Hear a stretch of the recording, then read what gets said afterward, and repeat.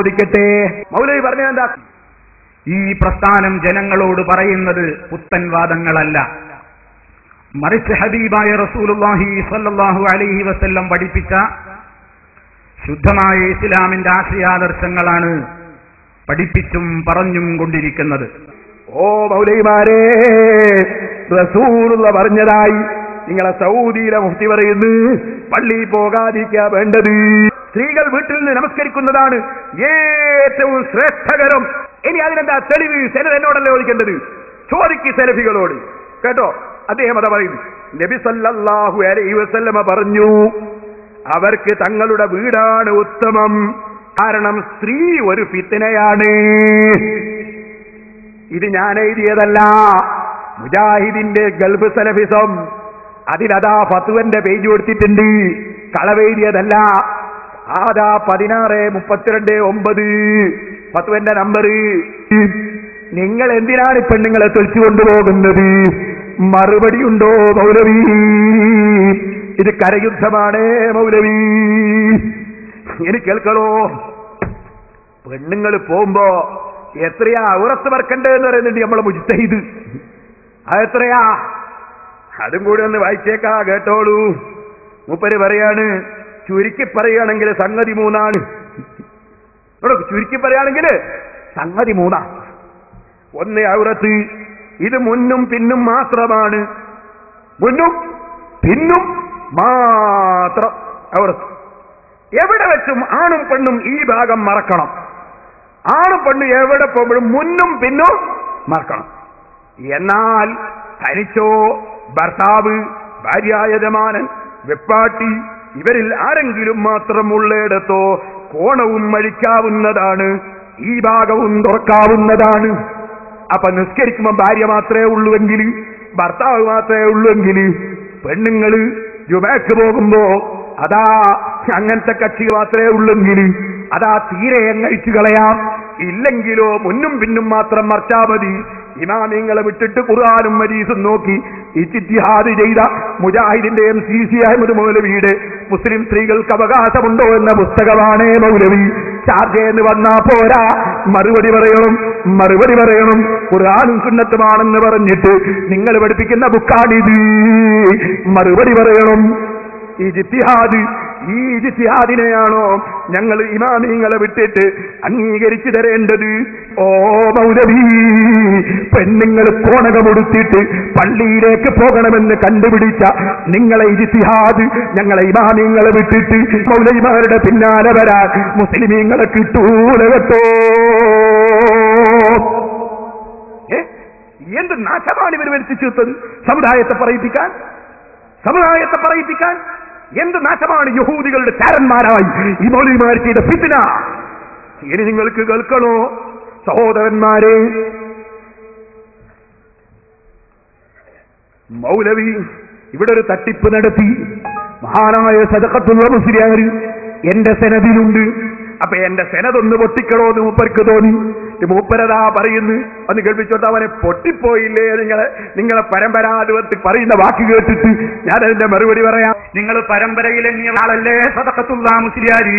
സദഖത്തുള്ള മുസ്ലിയാര് പറഞ്ഞതുപോലെയാണോ നിങ്ങൾ ഇവിടെ പ്രവർത്തിക്കുന്നത്? സദഖത്തുള്ള മുസ്ലിയാരെ സംബന്ധിച്ചിടത്തോളം സ്പീക്കറിലെ ഖുതുബ പാടുണ്ടോ? നിങ്ങളേതിലാ ഖുതുബ ഓതുന്നത്? പൊട്ടിപ്പോയില്ലേ പരമ്പര?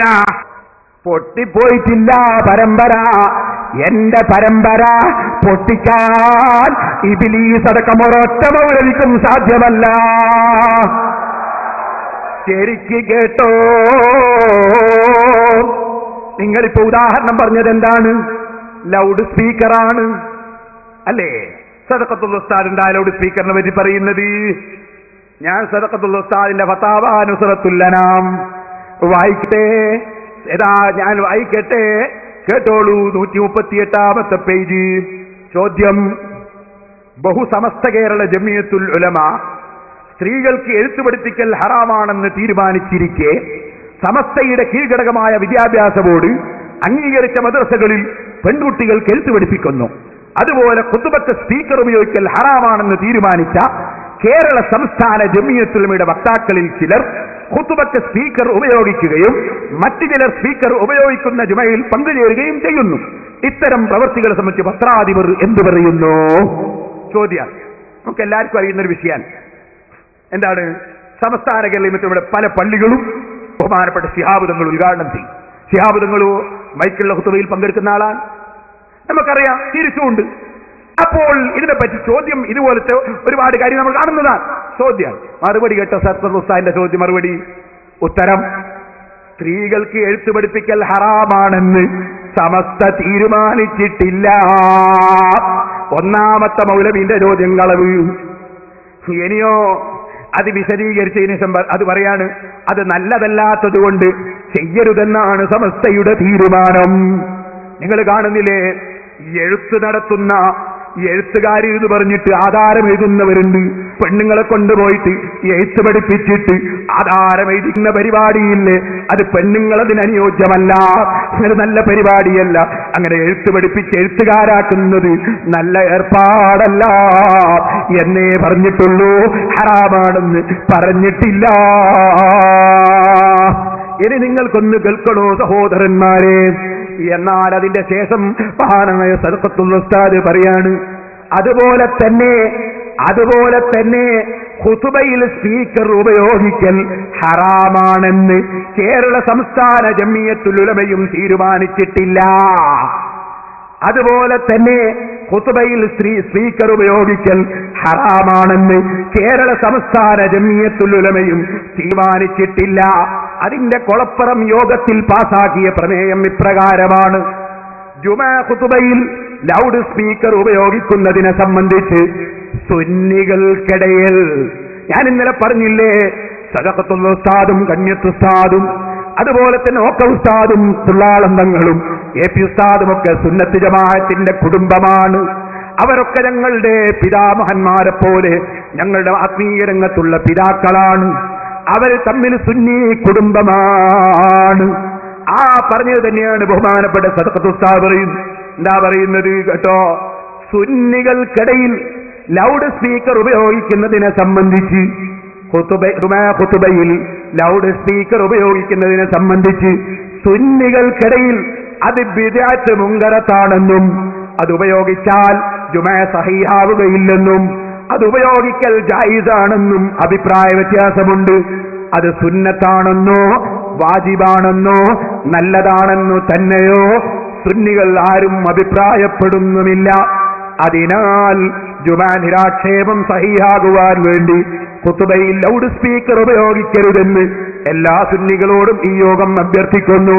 1974 ഏപ്രിലൊക്കെ നുസ്രത്തിൽ ഈ പ്രമേയം പ്രസിദ്ധപ്പെടുത്തിയിട്ടുണ്ട്. അപ്പൊ സുന്നികൾക്കിടയിൽ അവിടെ അഭിപ്രായമുള്ളത് അങ്ങനെയാണ്. എന്നാൽ ഹറാമാണെന്നൊരു തീരുമാനം എടുത്തിട്ടില്ല. ഇത് പറഞ്ഞു ബഹുമാനപ്പെട്ട സദഖത്തുൽ ഉസ്താദ്. ഇനി ഞാൻ പറയട്ടെ, അപ്പൊ ഏതഭിപ്രായം സ്വീകരിച്ചാലും സുന്നി തന്നെ ആശയത്തുനിന്ന് പുറത്തു പോകുന്നില്ല. അതുകൊണ്ട് കന്യത്ത് ഉസ്താദിനോട് ബഹുമാനമാണ്, സദഖത്തുൽ ഉസ്താദിന് എല്ലാവർക്കും ബഹുമാനം തന്നെ. ഞങ്ങളെ കണ്ണി മുറിയുന്നില്ല കേട്ടോ.